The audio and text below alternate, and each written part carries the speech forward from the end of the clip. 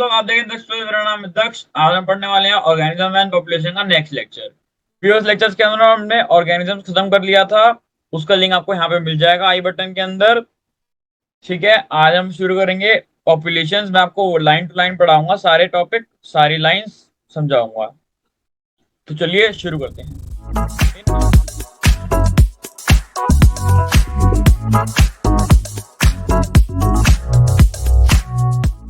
In nature, we rarely find isolated individuals of any species. Majority of them live in groups in a well-defined geographical area, share or compete for similar resources, potentially interbreed and thus constitute a population. क्या कह रहे हैं यहाँ पे कि कोई भी individual world के अंदर अकेला नहीं रहता है, वो ग्रुप के अंदर रहता है। जिसके अंदर वो ग्रुप बनाता है उसको जोग्राफिकल के अंदर ये भी एरिया होता है सेम। वो compete करता है, शेयर करता है रिसोर्सेज के लिए और इंटरपीट भी करता है। इस सारी चीजों वाले बंदों को कहते हैं पॉपुलेशन। ठीक है। Although the term interbreeding implies sexual reproduction, a group of individuals resulting from even asexual reproduction is also generally considered a population for the purpose of ecology studies. पढ़ाई हुआ है तो आप देख पता समझ आ गया क्या कि उन्होंने बोला ऊपर इंटरब्रीड बोला है हमने। इंटरब्रीड मतलब सेक्सुअल रिप्रोडक्शन, लेकिन अगर जो कोई भी इंडिविजुअल ये सेक्सुअल रिप्रोडक्शन से भी अपनी पॉपुलेशन बना रहा है उसको भी आप पॉपुलेशन ही बोलेंगे इकोलॉजी की स्टडीज में। ठीक है। अब उसने पॉपुलेशन के एग्जांपल दिए हैं। All cormorants in wetland, rats in abundant dwelling, tweak wood trees in a forest track, bacteria in a culture plate and lotus plants in a pond are some of examples of population। ठीक है जी, ये समझ गया होगा, आप ये सारे example दिए उन्होंने। फिर in earlier chapters you have learned that although an individual organism is the one that has to cope with the changed environment, it is at population level that natural selection operates to evolve the desired traits। ठीक है, क्या बोल रहा है कि आपने ऊपर पढ़ा होगा, अर्लियर चैप्टर के अंदर पढ़ा होगा कि आपको जो वो है इंडिविजुअल ऑर्गेनिज्म है उसको कोप करना पड़ता है चेंज एनवायरनमेंट के साथ में। लेकिन पॉपुलेशन के अंदर क्या होता है कि वो नेचुरल सिलेक्शन हो जाती है, मतलब वो चेंज हो जाता है, डिजायर्ड ट्रेट्स आ जाते हैं ताकि वो सर्वाइव कर सके। ठीक है, नेचुरल सिलेक्ट करता है, जिसके अंदर जो डिजायर्ड ट्रेट होता है वो सिलेक्ट हो जाता है। फिर population ecology is there for an important area because it links ecology of population genetics and evolution। क्या कह रही है, ये पॉपुलेशन ऑफ इकोलॉजी बहुत ज्यादा इंपॉर्टेंट है क्योंकि वो इकोलॉजी जेनेटिक्स की और एवोल्यूशन की भी जोड़ देती है।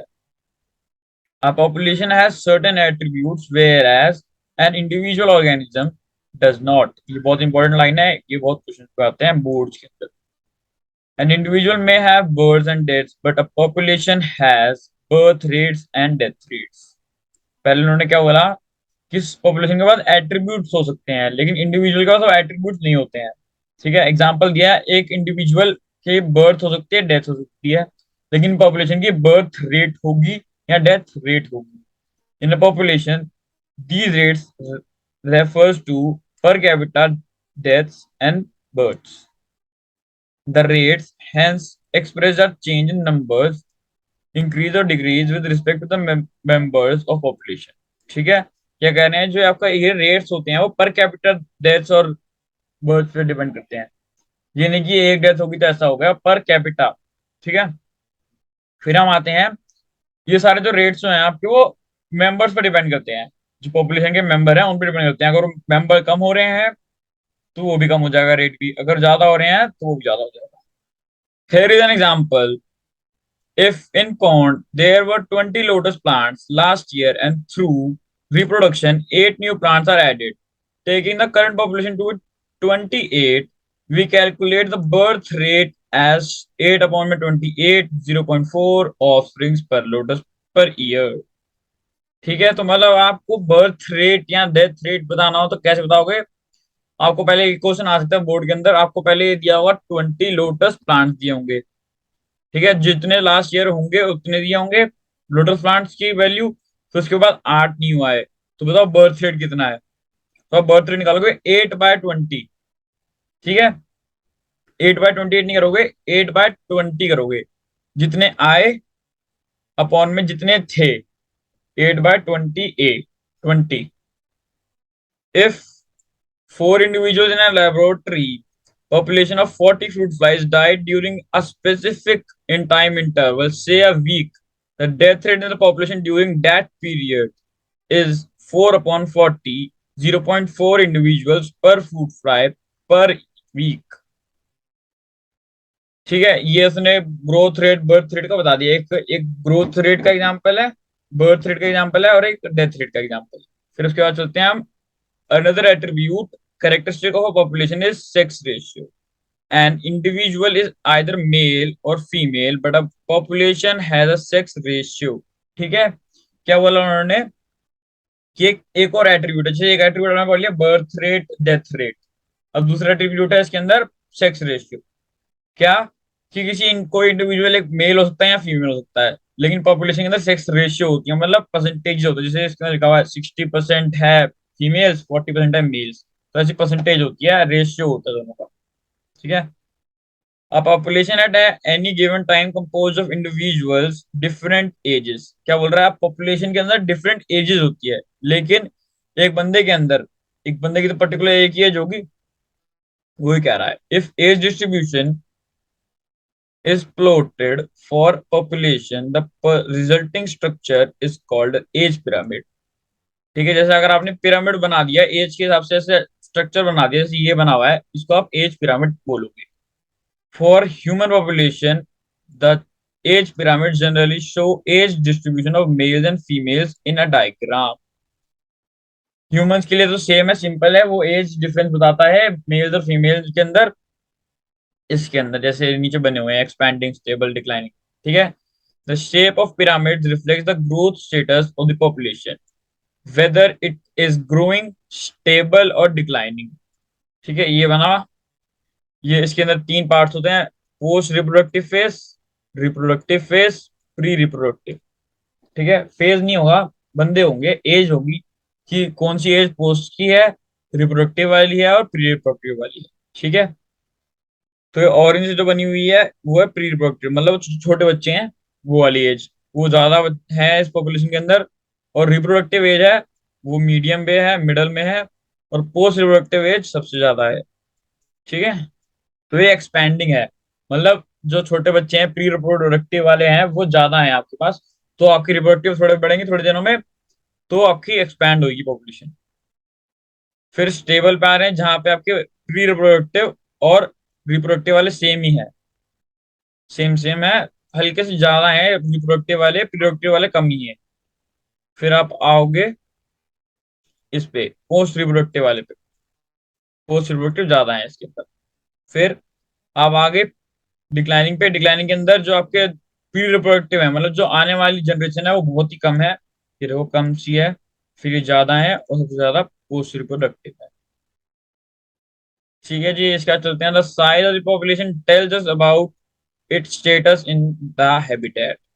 Whatever the ecological processes we wish to investigate in a population, be it the outcome of competition with another species, the impact of an predator, or effect of a pesticide application, we always evaluate them in terms of any change in the population size। क्या, जो size population का size है वो आपको status, habitat की status के बारे में बताता है, इकोलॉजिकल प्रोसेस के बारे में बताता है जो वहां पे हो रही है पॉपुलेशन के अंदर, आप उससे कर सकते हो। चाहे वो किसी भी कंपटीशन का है, कंपटीशन हो रहा है, competition with another species competition है, या इम्पैक्ट है किसी प्रेडेटर का, या किसी पेस्टिसाइड यूज होने का, वो सारे को इवेलुएट कर लेता है साइज पर, पॉपुलेशन साइज पर। अब उसने एग्जांपल दे रखा है, the size in nature could be as low as 10, less than 10 Siberian cranes at Bharatpur wetlands in any year, और गुड इनटू मिलियंस।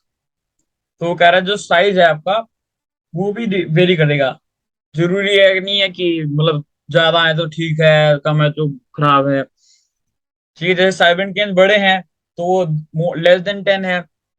अब क्लामाइनोडोमोनाज आपके बहुत ही माइक्रो में चले गए तो वो मिलियंस के अंदर होते हैं। ठीक है, ये लिखा हुआ population size technically called population density designated as n need not be necessarily measured in numbers only। उन्होंने क्या बोला, पॉपुलेशन डेंसिटी होती है, नंबर से नहीं करते हर बार, जरूरी नहीं कि नंबर से करें, डेंसिटी से करते हैं। जैसे आप बायोमास लेते हो उनका, अब ये आगे बढ़ाएंगे, ये बहुत इंपॉर्टेंट है, ये आपको पता होना चाहिए। All the total number is generally the most appropriate measure of the population density. It is it is in some cases either meaningless or difficult to determine in an area if there are 200 carat। अब उसने क्या बोला, पहले इतना बड़ा आया था, मैं आप समझा देता हूँ कि हाँ, आप कह सकते हो जो मेजरिंग करना, गिनना, वो सबसे अप्रोप्रिएट है पॉपुलेशन डेंसिटी निकालने के लिए। लेकिन बहुत सारी जगहों पर, केसेस पर, वो मीनिंगलेस हो जाता है या डिफिकल्ट हो जाता है आपको डिटरमाइन करना। ठीक है। In an area, if there are 200 carat grass plants, not only a single huge banyan tree with a large canopy, stating that population density of banyan is low relative of that of carrot grass, amounts of underestimating the enormous role of banyan in that community। क्या कह रहे हैं, मैं आपको explain कर देता हूँ कि उसने एग्जांपल दिया ऊपर मीनिंगलेस, काउंटलेस, डिफिकल्टी का एग्जांपल दिया नीचे, कि आप कह सकते हो 201 कैरेट ग्रास है यहाँ पे। ठीक है, कैरेट ग्रास प्लांट्स हैं। और एक है आपका banyan tree, huge banyan tree, large canopy वेनोपी सब है उसकी। ठीक है। तो आप बोलोगे पॉपुलेशन डेंसिटी लो है उसकी, बैनियन की, as relative to carrot grass. लेकिन ये तो गलत बात हो गई, क्योंकि बैनियन ट्री कितना बड़ा होता है, बैनियन ट्री का तो एनॉर्मस रोल होता है। पता नहीं किस किस को शेड देता है वो, कितने उसके अंदर जीरे होते हैं ऑर्गेनिजम्स। लेकिन है होता वो एक ही है नंबर में। इसलिए उन्होंने क्या करते हैं, वो परसेंट बायोमास कवर ले लेते हैं, बायोमास लेते हैं या परसेंट कवर ले लेते हैं। ये देखो नीचे लिखा हुआ, in such cases the percent cover, in such cases percent cover और biomass is a more meaningful measure of the population size. The total number is again not necessarily adoptable measure if the population is huge and counting is impossible or a very time consuming। ठीक है, उसने बोला ये ऐसे वाले example भी ले सकते हो, और जहां पे टाइम कंज्यूमिंग है गिनना, वहां पे भी ले सकते हो। Sometimes for certain ecological investigation there is no need to know the absolute population density, relative densities serve the purpose equally well। ठीक है, वो कह रहे हैं जरूरी नहीं है आपको हर बारी एकदम ही प्रॉपर ही पॉपुलेशन डेंसिटी लेनी पड़ेगी। आप अगर रिलेटिवली थोड़ी थोड़ी अंदाजे से भी ले लोगे पॉपुलेशन डेंसिटी, तो आपको काम हो जाएगा। जैसे लिखा हुआ, for instance the number of fish caught per trap is good enough measure of its population density in lake। We are mostly obliged to estimate population size indirectly without actually counting them or seeing them। The tiger census in our national park and tiger reserves is often based on the pug marks and fecal matter। ठीक है। क्या कह रहा है कि आपने, हमने पहले उसने बोला कि जरूरी नहीं है कि सेम ही होना चाहिए इन्वेस्टिगेशन तब करने के लिए, एकदम ही करेक्ट वाली चीज आपको रिलेटिव ले लोगे डेंसिटी, तभी काम चल जाएगा आपका। ठीक है, जैसे उसने एग्जांपल दिखाया कि फिश जब कॉट करी पर ट्रैप, तो वो गुड इनफ मेजर है आपका पॉपुलेशन निकालने के लिए लेक के अंदर। मतलब आपने एक ट्रैप है का, उसके अंदर कितनी फिश आई, तो आप उससे कैलकुलेट कर लोगे कि कितनी फिशेज उस लेक के अंदर है।